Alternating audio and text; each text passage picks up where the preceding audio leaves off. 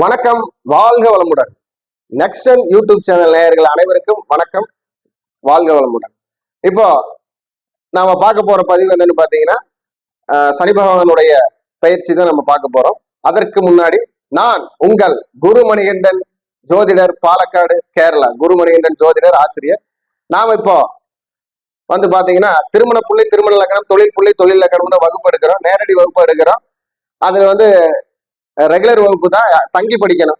அப்போ யாரு வேணாலும் வந்து கலந்துக்கலாம். தங்குமிடம், உணவு இலவசம். இந்த திருமண புள்ளி, திருமண லக்கணம், தொழில் புள்ளி, தொழில் லக்கணம்னு பாத்தீங்கன்னா யாருக்கு எந்த வயசுல எப்ப கல்யாணம் நடக்கும், நடக்குமா நடக்காதா, இல்ல அப்படி நடந்தா எப்ப நடக்கும், எத்தனை நடக்கும், அந்த மாதிரி நம்ம தெளிவா சொல்லக்கூடியது. அதே மாதிரி தொழில் புள்ளி, தொழில் லக்கணங்கிறது எப்போ உங்களுக்கு தொழில் அமையும், எந்த தொழில் பண்ணலாம், உத்தியோகத்துக்கு போலாமா, அடிமை தொழில் போலாமா, அரசாங்க தொழில் போலாமா, அது கிடைக்குமா கிடைக்காதா அப்படிங்கிறதெல்லாம் நாம வந்து திறமையா எப்படி ஜாதகத்தில் சொல்லலாம், செயல்படுத்தலாம், அதை எப்படி வந்து பரிகாரம் எல்லாம் எதுக்கு எப்படி சொல்லலாங்கிறத இப்ப நம்ம வகுப்பா எடுக்கிறோம். இந்த வகுப்புக்கு கல்விக்கு கட்டணம் இருக்கு, தங்குமிடம், உணவு இலவசம்.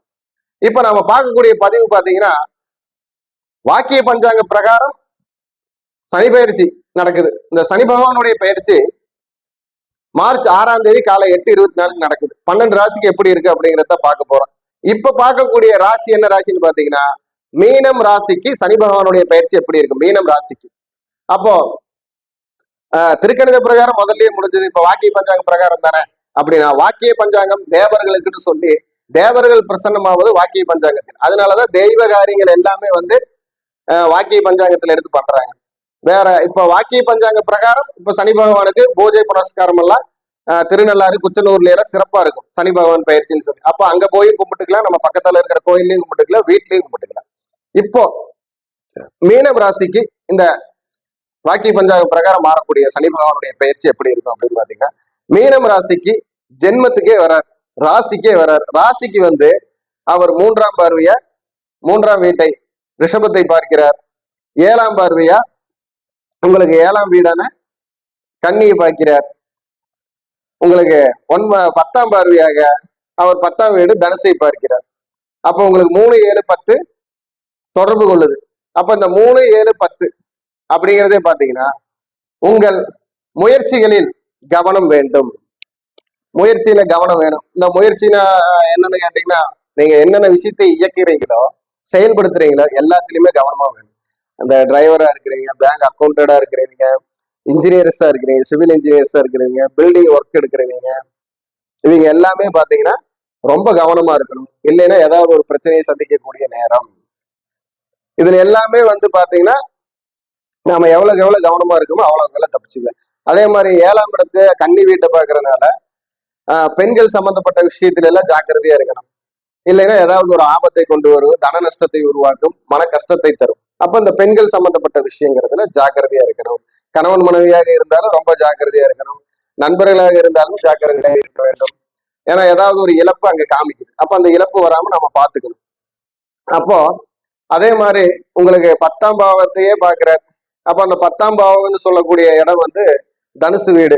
அப்ப தந்தை வழி தொழில் பண்றவங்க, தந்தை வழி சொத்து, ஜீவனத்துக்கு தேவையா கிடைக்க வேணும்னு நினைக்கிற கடன், லோனு, இந்த மாதிரி அமைப்பெல்லாம் வந்து உங்களை பிரச்சனை பண்ணும். தந்தை வழி சொத்தே வந்து பாத்தீங்கன்னா உங்களுக்கு ஏதாவது ஒரு பிரச்சனைன்னு இருக்கும். மீனராசிக்காரங்களுக்கு ஏதாவது ஒரு பிரச்சனை. அப்போ தந்தை அந்த பேப்பர் டாக்குமெண்ட் பிரச்சனை, பேப்பர் சரியாகிற பிரச்சனை, இது எல்லாமே முதல்ல இருந்தே இருக்கும். இந்த வருஷம் அதுக்கு உண்டான முயற்சி நீங்க கையெடுத்தீங்கனால அதுக்கு ஏதாவது தடை வந்துகிட்டே இருக்கு. அந்த தடையை வந்து நாம என்ன ஏதுங்கிறத தீர ஆராய்ஞ்சு அதை சரி பண்றதுக்கு உண்டான யுத்தியை கையாண்டுக்கணும். இல்லைன்னா அதுக்கு முன்னாடியே அதுக்கு உண்டான சுச்சுவேஷன் எல்லாம் உருவாக்கி அதுக்கப்புறம் அந்த பேப்பர் சரி பண்ண போகணும். அதே மாதிரி பணம் கொடுக்கல் வாங்கல், மாமன் மைத்துனன் உறவு, அது இல்லாம நம்ம குழந்தைகளுடைய உறவு, நம்ம மகன் மகள், அதாவது மீனராசிக்காரங்களுடைய மகன் மகள், இவங்க எல்லாமே வந்து கொஞ்சம் அவங்க கிட்ட எல்லாம் கவனமாவும் இருக்கிற, அவங்கள கவனமாவும் பார்த்துக்கணும். படிக்கக்கூடிய மீனராசி அன்பர்களுக்கு பாத்தீங்கன்னா படிப்புல வந்து இப்போ 4ஆம் இடத்துலதான் குரு இருக்காரு. மீனராசிக்கு 4ல தான் குரு இருக்காரு. அதனால படிப்பு விஷயத்துல சாதிக்கக்கூடிய சக்தி இருக்கு. கவனமாக இருந்தால் சாதித்து வெல்வீர்கள் அப்படின்னு சொல்லலாம். அதே மாதிரி கவர்மெண்ட் பரீட்சை எழுதுறது, அதே போல அதாவது வெளியூருக்கு வெளிநாட்டுக்கு போறதுக்காக முடிவு பண்றது, இதெல்லாமே ஒரு பிரிவை தரக்கூடிய நேரமா இருக்கிறதுனால அதையெல்லாம் பயன்படுத்திக்கலாம். பயன்படுத்தி போய் இருந்தோம் அப்படின்னோம்னா ஒரு வெற்றிக்கு வழிவகுக்கும், முன்னேற்றத்திற்கு வழிவகுக்கும். அதே மாதிரி வயதானவர்களை மதித்தல், வீட்டுல இருக்கிற பெரியவங்களுடைய ஆசீர்வாதம் வாங்கிக்கிறது, கணவன் மனைவிக்குள்ள வாக்குவாதத்தை தவிர்ப்பது, அதே போல குழந்தைகளிடத்தில் கவனமாக நடப்பது, குழந்தைகளை பேணி காப்பது, இது எல்லாமே நமக்கு சிறப்பு. மருத்துவம் கிடைக்காதவர்களுக்கு நல்ல மருத்துவம் கிடைக்கக்கூடிய வருடம். அதே மாதிரி இரண்டாம் திருமணம் முடிவு பண்ணியிருக்கிறவங்களுக்கு அந்த இரண்டாம் திருமணத்துக்கு உண்டான அமைப்பு. அதாவது எல்லா விஷயங்களிலுமே பாத்தீங்கன்னா உங்களுக்கு நன்மையும் தீமையும் ரெண்டுமே கலந்துருக்கு. ஏன்னா மீனராசியில பாத்தீங்கன்னா ஒரு 50 லட்சம் பேர் இருப்பாங்க. இந்த 50 லட்சம் பேருக்கு ஒரே பலனா இருக்காது. அப்போ அவங்க சுய ஜாதக கட்டத்துல சனீஸ்வர பகவான் நல்லா இருந்து, அந்த சனீஸ்வர பகவான் இப்ப கோச்சாரத்துல மாறக்கூடிய சனீஸ்வர பகவானை பாக்கிறார் அப்படின்னா அப்ப அதுக்கு ஒரு நல்ல பலன் இருக்கும். அதே மாதிரி இந்த சொல்லக்கூடிய சுக்கிரன், குரு, புதன், இந்த கிரகங்களை எல்லாம் இந்த கோச்சாரத்தில் இருக்கக்கூடிய சனி பகவான் பார்த்தாலும் அவங்க சுபரா பலமா ஆட்சி உச்சம் பலமாக இருந்தாலும் இந்த பாதிப்பு கம்மியா இருக்கும். அவங்களுடைய செயல்பாடு வெற்றியை தரும்.